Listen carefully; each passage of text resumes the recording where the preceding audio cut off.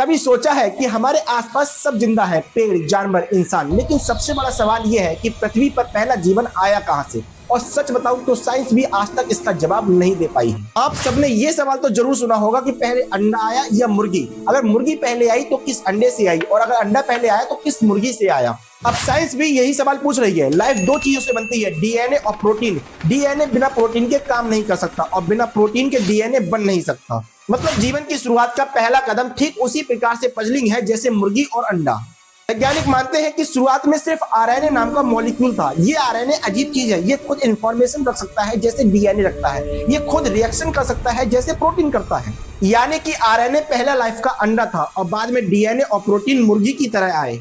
लेकिन ध्यान देने वाली बात यह है कि वैज्ञानिकों ने लैब में अभी तक आरएनए से खुद ब खुद लाइफ नहीं बनाई है। मतलब कि ये अभी भी थ्योरी है, फैक्ट नहीं। मतलब पहली बार जीवन कैसे शुरू हुआ ये अभी भी मिस्ट्री ही है। लाइफ की शुरुआत के संबंध में कुछ और भी थ्योरीज हैं, जैसे कि डीप सी बेड्स। इसमें कहा जाता है कि समुद्र के नीचे गर्म पानी और मिनरल्स ने रिएक्शन शुरू किए होंगे। एक और थ्योरी है मेटाबॉलिज्म फर्स्ट। इसमें कहा जाता है कि सबसे पहले छोटे छोटे रिएक्शन और बाद में जीन्स आए।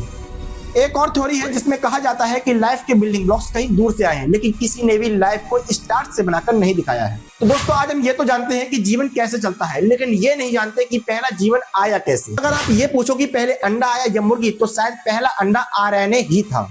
और इसी सवाल का जवाब ना होने पर एक आस्तिक नास्तिक पर भारी पड़ जाता है। अभी जावेद अख्तर और मुफ्ती नदवी के बीच एक डिबेट हुई थी गॉड के एग्जिस्ट करने और ना करने पर, जिसमें मुफ्ती नदवी भारी पड़ जाते हैं जावेद अख्तर पर। क्योंकि इस विषय की हर डिबेट के अंत में एक आस्तिक इस सवाल को पूछकर नास्तिक का मुंह बंद कर सकता है। क्योंकि आस्तिकों का कहना है कि हर चीज को बनाने वाला कोई ना कोई होता है, तो इस पूरी यूनिवर्स को भी बनाने वाला कोई ना कोई होगा। और नास्तिकों के पास इसको नकारने का कोई सॉलिड प्रूफ भी नहीं है। और देखा जाए तो यहाँ पर आस्तिकों की साइड थोड़ी ज्यादा स्ट्रांग रहती है। लेकिन समझने वाली बात यह है कि आस्तिकों के पास भी कोई सॉलिड प्रूफ नहीं है गॉड के एग्जिस्ट करने का, और नास्तिकों के पास भी कोई सॉलिड प्रूफ नहीं है इसको नकारने का। और देखा जाए तो अभी हम अज्ञेयवाद की अवस्था में है, जो गॉड को पूरी तरह नकार भी नहीं सकते और पूरी तरह मान भी नहीं सकते, केवल खोज सकते हैं। और खोजना ही धार्मिक होने की पहली सीढ़ी है। लाइक सब्सक्राइब जरूर करना।